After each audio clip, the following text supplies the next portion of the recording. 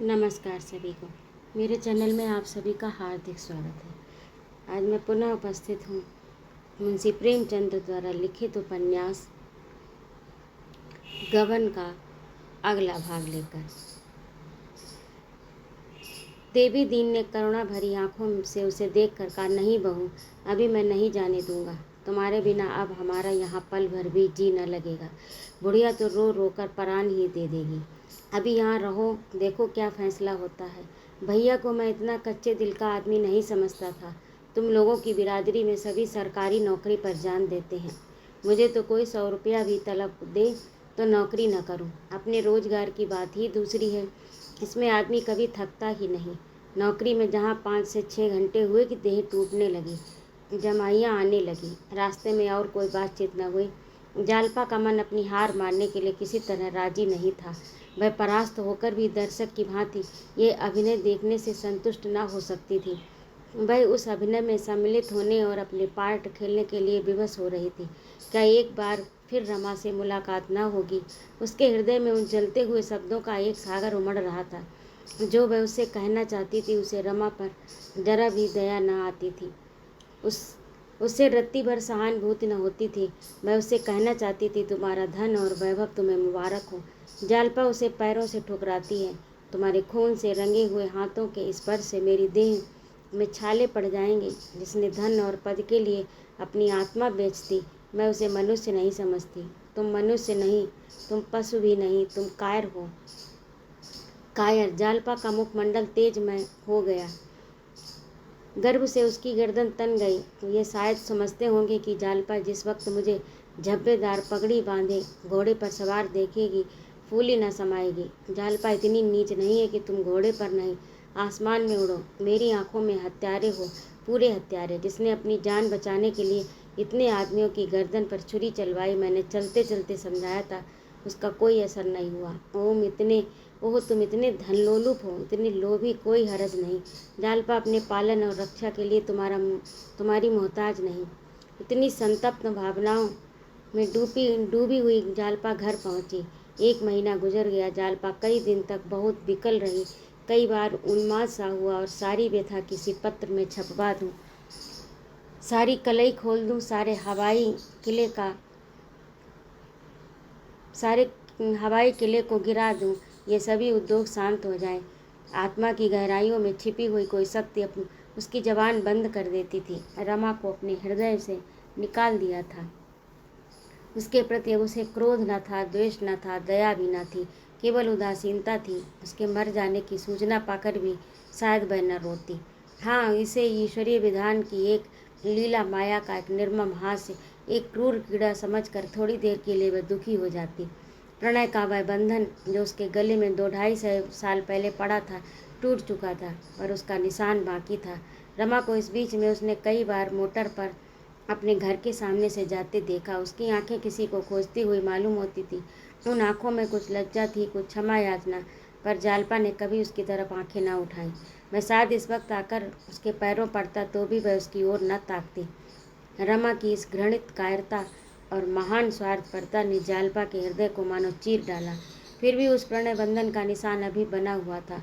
रमा की वह प्रेम विहल मूर्ति, जिसे देखकर एक दिन वह गदगद हो जाती थी, कभी कभी उसके हृदय में छाए हुए अंधेरे में क्षीण मलिन निरानंद ज्योत्सना की भांति प्रवेश करती थी, और एक क्षण के लिए वह स्मृतियाँ विलाप कर उठती थी। फिर उसी अंधकार और नीरवता का पर्दा पड़ जाता। उसके लिए भविष्य की मृदु स्मृतियाँ न थीं।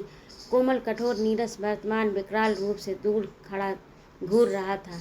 वह जालपा जो अपने घर बात बात पर मान किया करती थी, अब सेवा त्याग की मूर्ति थी। जग्गो माना करती, पर वह मुँह अंधेरे सारे घर में झाड़ू लगाती, चौका बर्तन कर डालती, आटा गूंथ कर रख देती, चूल्हा जला देती। तब बुढ़िया का काम केवल रोटी सेकना था। छूत विचार को भी उसने ताक पर रख दिया। बुढ़िया उसे ठेल ठाल कर रसोई में ले जाती और कुछ न कुछ खिला देती। दोनों में माँ बेटी जैसा प्रेम हो गया। मुकदमे की सब कार्रवाई समाप्त हो चुकी थी। दोनों पक्ष के वकीलों में बहस हो चुकी। अब केवल फैसला सुनना बाकी था। आज उसकी तारीख थी। आज बड़े सवेरे घर के काम धंधों से फुर्सत पाकर जालपा दैनिक पत्र वाले की आवाज़ पर कान लगाए बैठी थी, मानो आज उसी का भाग्य निर्णय होने वाला है। इतने में देवी दीन ने पत्र लाकर उसके सामने रख दिया। जालपा पत्र पर वह टूट पड़ी और फैसला पढ़ने लगी। फैसला क्या था? एक ख्याली कहानी थी जिसका प्रधान नायक रमा था। जज ने बार बार उसकी प्रशंसा की थी। सारा अभियोग उसी के बयान पर अवलंबित था। देवी दीन ने पूछा, फैसला छपा है? जालपा ने पत्र पढ़ते हुए कहा, हाँ है तो। कितनी सज़ा हुई? कोई नहीं छूटा। एक को फांसी की सज़ा मिली, 5 को 10-10 साल और 8 को 5-5 साल। उसी दिनेश को फांसी हुई। ये कहकर उसने समाचार पत्र रख दिया और एक लंबी सांस लेकर बोली, इन बेचारे के बाल बच्चों का न जाने क्या हाल होगा। देवी दीन ने तत्परता से कहा, तुमने जिस दिन मुझसे कहा उसी दिन से मैं इन बातों का पता लगा रहा हूँ। 8 आदमियों का तो अभी तक ब्याह नहीं हुआ है और उनके घर वाले मज़े में हैं, किसी बात की तकलीफ़ नहीं है। 5 आदमियों का विवाह तो हो गया है पर घर के खुश हैं। किसी के घर रोजगार होता है, कोई जमींदार है, किसी के बाप चचा नौकर हैं। मैंने कई आदमियों से पूछा, यहाँ कुछ चंदा भी किया गया, अगर उनके घर वाले लेना चाहें तो दिया जाएगा। खाली दिनेश तबाह है। 2 छोटे छोटे बच्चे हैं, बुढ़िया माँ और औरत। यहाँ किसी स्कूल में मास्टर था, एक मकान किराए पर लेकर रहता था, उसी की सबसे हालत खराब है। जालपा ने पूछा, उसके घर का पता लगा सकते हो? हाँ, उसका पता कौन मुश्किल है। जालपा ने याचना भाव से कहा, तो कब चलोगे? मैं भी तुम्हारे साथ चलूं? अभी तो वक्त है, चलो जरा देखें। देवी दीन ने आपत्ति करके कहा, पहले देख तो आऊं। इस तरह मेरे साथ कहाँ कहाँ दौड़ती फिरोगी। जालपा ने मन को दबाकर लाचारी से सिर झुका लिया और कुछ न बोली। देवी दीन चला गया। जालपा फिर समाचार पत्र देखने लगी, पर उसका ध्यान दिनेश की ओर लगा हुआ था। बेचारा फांसी पा जाएगा। जिस वक्त उसने फांसी का हुक्म सुना होगा, उसकी क्या दशा हुई होगी। उसकी बूढ़ी माँ और स्त्री ये खबर सुनकर छाती पीटने लगी होगी। बेचारा स्कूल मास्टर ही तो है, मुश्किल से रोटियां चलती होंगी और क्या सहारा होगा। उसकी विपत्ति की कल्पना करके उसे रमा के प्रति उत्तेजनापूर्ण घृणा हुई। वह उदासीन न रह सकी। उसके मन में ऐसा उद्वेग उठा कि इस वक्त वह स्वयं आ जाए तो ऐसा धिक्कारूं कि वह भी याद करे, तुम मनुष्य हो, कभी नहीं। तुम मनुष्य के रूप में राक्षस हो। राक्षस, तुम इतने नीच हो जिसको प्रकट करने के लिए कोई शब्द नहीं। तुम इतने नीच हो कि आज कमीने से कमीना आदमी भी तुम्हारे ऊपर थूक रहा है। तुम्हें किसी ने पहले ही क्यों न मार डाला। इन आदमियों की जान तो जाती ही, पर तुम्हारे मुंह में तो कालिख न लगती। तुम्हारा इतना पतन हुआ कैसे? जिसका पिता इतना सच्चा, इतना ईमानदार हो, वह इतना लोभी, इतना कायर। शाम हो गई पर देवी दीन न आया। जालपा बार बार खिड़की पर खड़ी होकर इधर उधर देखती थी। देवी दीन का पता न था। धीरे धीरे 8 बज गए और देवी न लौटा। सहसा एक मोटर द्वार पर रुकी। रमा ने उतर कर जग्गू से पूछा, सब कुशल मंगल है ना? दादा कहाँ गए हैं? जग्गू ने एक बार उसकी ओर देखा और मुंह उधर लिया। केवल इतना बोली, कहीं गए होंगे, मैं नहीं जानती। रमा ने सोने की 4 चूड़ियाँ जेब से निकाल कर जग्गू के पैरों पर रख दी और बोला, ये तुम्हारे लिए लाया हूँ, दादी पहनो, ढीली तो नहीं है। जग्गू ने चूड़ियाँ उठाकर जमीन पर पटक दी और आंखें निकाल कर बोली, जहाँ इतना पाप समा सकता है वहाँ 4 चूड़ियों की जगह नहीं है। भगवान की दया से बहुत चूड़ियाँ पहन चुकी, अब भी 1-2 सेर सोना पड़ा होगा, लेकिन जो खाया पहना अपनी मेहनत की कमाई से, किसी का गला नहीं दबाया, पाप की गठरी सिर पर नहीं लादी, नियत नहीं बिगाड़ी। उस कोख में आग लगे जिसने तुम जैसे कपूत को जन्म दिया। ये पाप की कमाई लेकर तुम बहू को देने आए होगे। समझते होगे तुम्हारे रुपयों की थैली देखकर वह लट्टू हो जाएगी। इतने दिन उसके साथ रहकर भी तुम्हारी लोभी आंखें उसे न पहचान सकी। तुम जैसे राक्षस उस देवी के जोग न थे। अगर अपनी कुशल चाहते हो तो इन्हीं पैरों से जहाँ से आए हो वहीं लौट जाओ। उसके सामने जाकर अपना पानी मत उतरवाना। तुम आज पुलिस के हाथों जख्मी होकर मार खाकर आए होते तो तुम्हें सज़ा हो गई होती। तुम जेल में डाल दिए गए होते तो बहू तुम्हारी पूजा करती, तुम्हारे चरण धोकर पीती। वह उन औरतों में है जो चाहे मजूरी करे, उपास करे, फटे चिथड़े पहने पर किसी की बुराई नहीं देख सकती। अगर तुम मेरे लड़के होते तो तुम्हें जहर दे देती। क्यों खड़े मुझे जला रहे हो? चले क्यों नहीं जाते? मैंने तुमसे कुछ ले तो नहीं लिया है। रमा सिर झुकाए चुपचाप सुनता रहा। तब आहत स्वर में बोला, दादी मैंने बुराई की है, इसके लिए मरते दम तक लज्जित रहूँगा, लेकिन तुम मुझे जितना नीच समझ रही हो उतना नीच नहीं हूँ।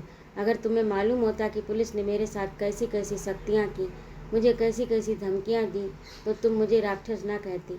जालपा के कानों में इन आवाज़ों की भनक पड़ी। उसने जीने से झांक कर देखा। रमानाथ खड़ा था। सिर पर बनारसी रेशमी साफा था, रेशम का बढ़िया कोट, आंखों पर सुनहली ऐनक। इस 1 महीने में उसकी देह निखर आई थी। रंग भी अधिक गोरा हो गया था। ऐसी कांति उसके चेहरे पर कभी न दिखाई देती। उसके अंतिम शब्द जालपा के कानों में पड़ गए। बाज की तरह टूट कर धम धम करती नीचे आई। जहर में बुझे हुए 9 बाड़ों का उस पर प्रहार करती बोली, अगर तुम शक्तियों और धमकियों में इतना दब सकते हो तो तुम कायर हो। तुम्हें अपने को मनुष्य कहने का कोई अधिकार नहीं। क्या शक्तियाँ थीं जरा सुनो। लोगों ने तो हंसते हंसते सिर कटा लिए। अपने बेटों को मरते देखा है, कोल्हू में पेले जाना मंजूर किया है, पर सच्चाई से ज्यों भर नहीं हटे। तुम भी तो आदमी हो, तुम क्यों धमकी में आ गए? क्यों नहीं छाती खोल कर खड़े हो गए कि इस गोली का निशाना बना लो, पर मैं झूठ नहीं बोलूँगा? क्यों नहीं सिर झुका दिया? देह के भीतर इसीलिए आत्मा रखी गई है कि देह उसकी रक्षा करे, इसीलिए नहीं कि उसका सर्वनाश कर दे। इस पाप का क्या पुरस्कार मिला, जरा मालूम तो हो। रमा ने दबी हुई आवाज़ से कहा, अभी तो कुछ नहीं। जालपा ने सर्पिणी की भांति फुफकार कर कहा, ये सुनकर मुझे बड़ी खुशी हुई कि ईश्वर करे तुम्हारे मुंह में कालिक लगाकर भी कुछ न मिले। मेरी ये सच्चे दिल से प्रार्थना है। लेकिन नहीं, तुम जैसे मोम के पुतलों को पुलिस वाले कभी नाराज़ नहीं करेंगे। तुम्हें कोई जगह मिलेगी, शायद अच्छी जगह, मगर जिस जाल में तुम फंसे हो उसमें निकल कभी नहीं पाओगे। झूठी गवाही, झूठे मुकदमे बनाना, पाप का व्यापार करना तुम्हारे भाग्य में लिख गया। जाओ शौक से ज़िंदगी में सुख लूटो। मैंने तुमसे पहले ही कह दिया था, आज फिर कहती हूँ, मेरा तुमसे कोई रिश्ता नहीं। मैंने समझ लिया तुम मर गए, तुम भी समझ लो कि मैं मर गई। बस जाओ, मैं औरत हूँ। अगर कोई धमकाकर मुझे पाप कराना चाहे तो चाहे उसे न मार सके, अपनी गर्दन छुरी पर चला दूंगी। क्या तुमने औरतों के बराबर भी हिम्मत नहीं है? रमा ने भिक्षुकों की बात गिड़गिड़ाकर कहा, तुम मेरा कोई उज्र ना सुनोगी। जालपा ने अभिमान से कहा, नहीं, तुम मैं मुंह में कालिक लगाकर कहीं निकल जाऊं, तुम्हारी खुशी। तुम मुझे क्षमा ना करोगी? कभी नहीं, किसी तरह नहीं। रमा एक क्षण के सिर झुकाए खड़ा रहा, तब धीरे धीरे बरामदे के नीचे जाकर जग्गू से बोला, दादी दादा आए तो कह देना मुझसे जरा देर मिल ले, जहाँ कहूँ आ जाऊँ। जग्गू ने कुछ पिघल कर कहा, कल यहीं चले आना। रमा ने मोटर पर बैठते हुए कहा, यहाँ अब ना आऊँगा दादी। मोटर चली गई तो जालपा ने कुत्सित भाव से कहा, मोटर दिखाने आए थे जैसे खरीद ही लाए हों। जग्गू ने भर्त्सना की, तुम्हें इतना बेलगाम ना होना चाहिए था। बहुत दिल पर चोट लगती है तो आदमी को कुछ नहीं सोचता। जालपा ने निष्ठुरता से कहा, ऐसे हयादार नहीं है दादी, इसी सुख के लिए तो आत्मा बेची, उससे ये सुख भला क्या छोड़ा जाएगा? पूछा, नहीं, दादा से मिलकर क्या करोगे? वह होते तो ऐसी फटकार सुनाते कि छठी का दूध याद आ जाता। जग्गू ने तिरस्कार के भाव में कहा, तुम्हारी जगह मैं होती तो मेरे मुंह से ऐसी बातें ना निकलती। तुम्हारा हिया बड़ा कठोर है। दूसरा मर्द होता तो इस तरह चुपका चुपका सुनता। मैं तो थर थर काँप रही थी कहीं तुम्हारे ऊपर हाथ न चला दे, मगर है बड़ा गमखोर। जालपा ने उसी निष्ठुरता से कहा, इसे गमखोरी नहीं कहते दादी, ये बेहयाई है। देवी दीन ने आकर कहा, क्या भैया यहाँ आए थे? मुझे मोटर पर रास्ते में दिखाई दिए। जग्गू ने कहा, हाँ आए थे, कह गए कि दादा मुझसे ज़रा मिल लें। देवी दीन ने उदास होकर कहा, मिल लूँगा। यहाँ कोई बातचीत हुई? जग्गू ने पछताते हुए कहा, बातचीत का क्या हुई, पहले मैंने पूजा की, मैं चुप हो गई तो बहू ने अच्छी तरह फल माला चढ़ाई। जालपा ने सिर नीचा करके कहा, आदमी जैसा करेगा वैसा भोगेगा। जग्गू अपना ही समझ कर तो मिलने आए थे, जालपा कोई बुलाने तो न गया था। कुछ दिनेश का पता चला दादा? देवी दीन, हाँ सब पूछ आया, हावड़े में घर है, पता ठिकाना सब मालूम हो गया। जालपा ने डरते डरते कहा, इस वक्त चलोगे या कल किसी वक्त? देवी दीन, तुम्हारी जैसी मर्जी, जी चाहे इसी वक्त चलो, मैं तैयार हूँ। जालपा थक गए होगे। देवी दीन, कामों में थकान नहीं होती बेटी।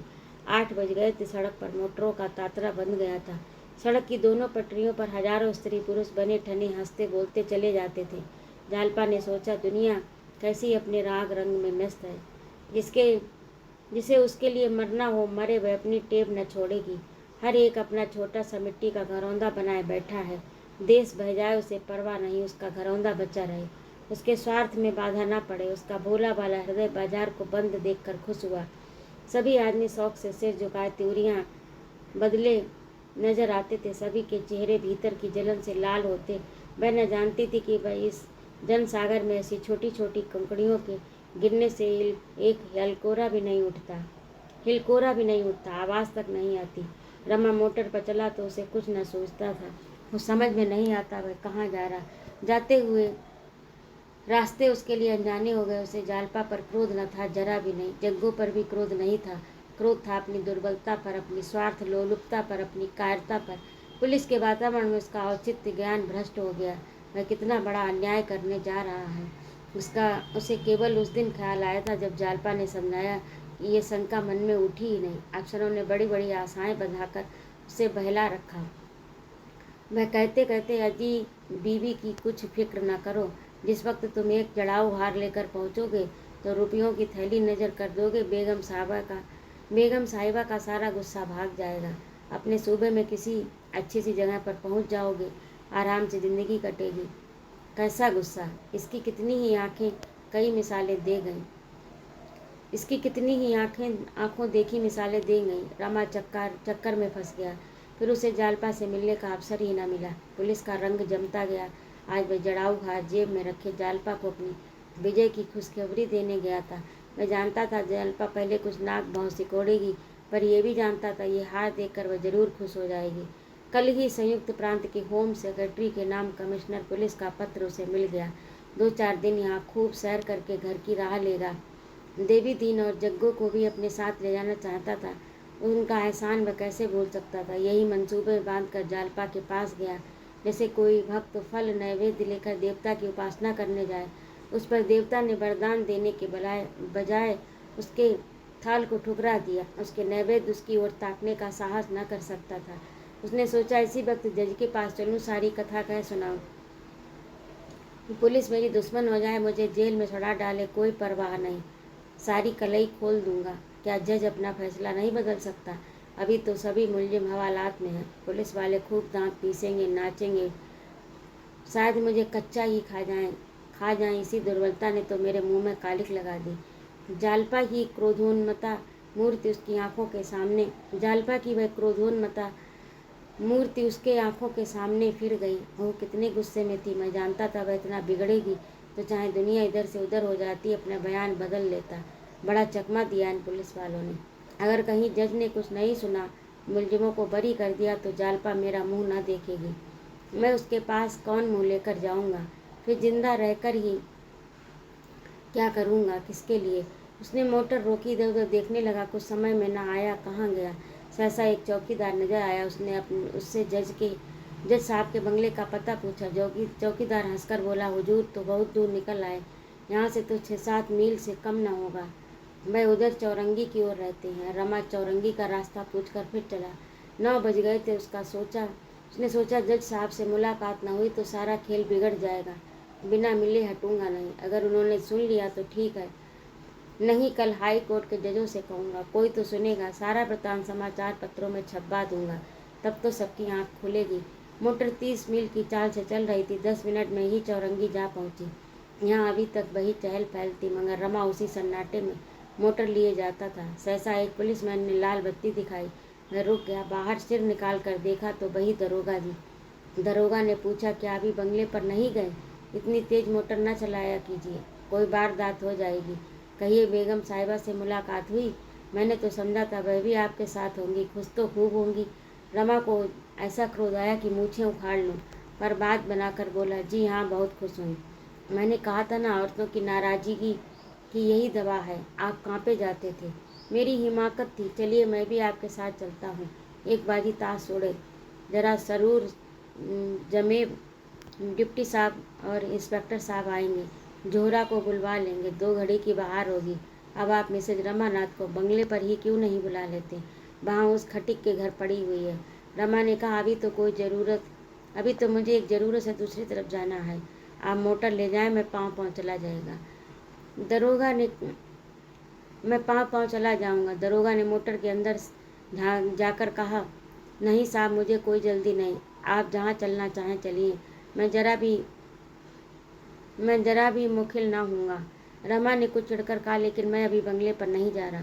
दरोगा ने मुस्कुराकर कहा, मैं समझ रहा हूँ, लेकिन मैं जरा भी मुखिल ना हूँगा। वही बेगम साहब। रमा ने बात कटकर कहा, जी नहीं, वहाँ मुझे नहीं जाना। दरोगा, तो क्या कोई दूसरा शिकार है? बंगले पर भी आज कुछ कम बहार न होगी, वहीं आपके दिल बहलाव का कुछ सामान हाजिर हो जाएगा।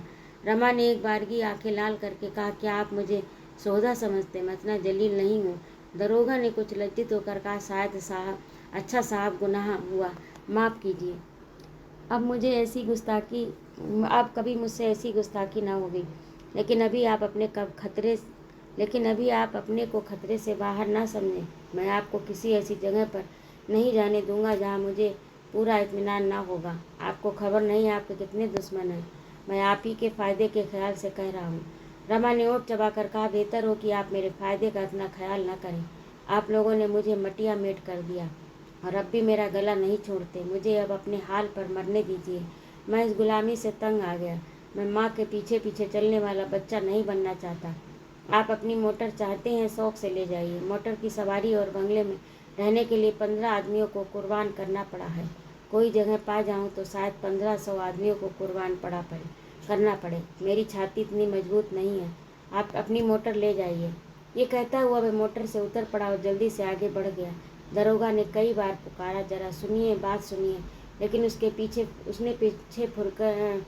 पीछे फिरकर देखा तक नहीं। जरा और आगे चलकर एक मोड़ से घूम गया। इसी सड़क पर जज का बंगला था। सड़क पर कोई आदमी ना मिला। रमा कभी इस पटरी पर कभी उस पटरी पर जा जाकर बंगलों के नंबर पढ़ता चला जाता था। सहसा नंबर देखकर वह रुक गया। 1 मिनट तक खड़ा देखता रहा। कोई निकले तो उससे पूछूं साहब हैं या नहीं। अंदर जाने की उसकी हिम्मत न पड़ती थी। ख्याल आया। जज ने पूछा, तुमने क्यों झूठी गवाही दी? तो क्या जवाब दूंगा? ये कहना कि पुलिस ने मुझसे ज़बरदस्ती गवाही दिलवाई, प्रलोभन दिया, मारने की धमकी दी, लज्जास्पद बात है। अगर वह पूछे कि तुमने केवल 2-3 साल की सज़ा से बचने के लिए इतना बड़ा कलंक सिर पर ले लिया, इतने आदमियों की जान लेने पर उतारू हो गए, उस वक्त तुम्हारी बुद्धि कहाँ गई थी? तो उसका मेरे पास क्या जवाब है? खाम लज्जित होना पड़ेगा, बेवकूफ़ बनाया जाऊँगा। और वह लौट पड़ा। उस लज्जा का सामना करने की उसमें सामर्थ्य न थी। लज्जा ने सदैव वीरों को परास्त किया है। जो काल से भी नहीं डरते, वे भी लज्जा के सामने खड़े होने की हिम्मत नहीं करते। आग में झुक जाना, तलवार के सामने खड़े हो जाना, इसकी अपेक्षा कहीं सहज है। लाज की रक्षा ही के लिए बड़े बड़े राज्य मिट गए, रक्त की नदियाँ बह गईं, प्राणों की होली खेल डाली गई। उसी लाज ने आज रमा के पग भी पीछे हटा दिए। शायद जेल की सज़ा से वह इतना भयभीत न होता। तो ये था आज का भाग। आपको कैसा लगा कमेंट करके अवश्य बताइए। कहानी अच्छा लगा हो तो कृपया मेरे चैनल को सब्सक्राइब करिए, लाइक और कमेंट करिए। आपके सुझाव का सादर स्वागत है। जय माँ भारत।